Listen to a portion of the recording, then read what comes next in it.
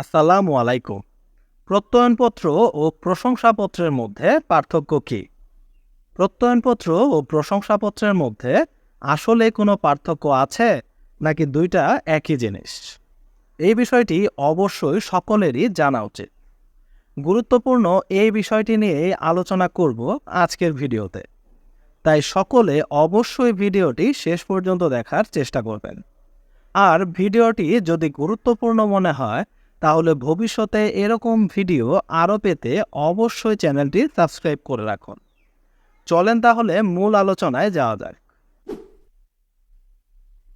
প্রশংসাপত্র হচ্ছে সাবেক শিক্ষার্থীদের অথবা কর্মীদের পরিচয় প্রদানকারী পত্র।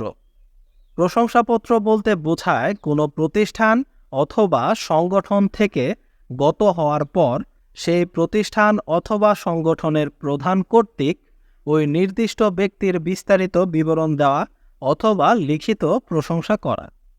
অপরপক্ষে প্রত্যয়নপত্র হচ্ছে বর্তমান শিক্ষার্থীদের অথবা কর্মীদের পরিচয় প্রদানকারী পত্র।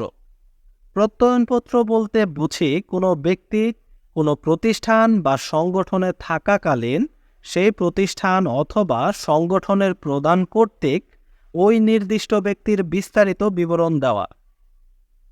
অনেক কাজে লাগে প্রশংসাপত্র এবং প্রত্যয়নপত্র।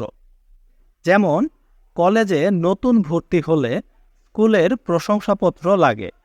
আবার চাকরির ভাইভাতেও অনেক ক্ষেত্রে স্কুলের প্রত্যয়নপত্র প্রয়োজন হয়। প্রত্যয়নপত্র এবং প্রশংসাপত্র এই দুইটি আপনাদেরকে খুব সুন্দরভাবে এবং সহজভাবে বোঝানোর চেষ্টা করেছি।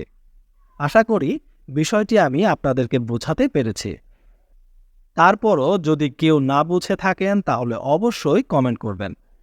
দেখা হবে নতুন কোনো ভিডিওতে নতুন কোনো গুরুত্বপূর্ণ টপিক নিয়ে। ততক্ষণ পর্যন্ত ভালো থাকুন। আল্লাহ হাফেজ।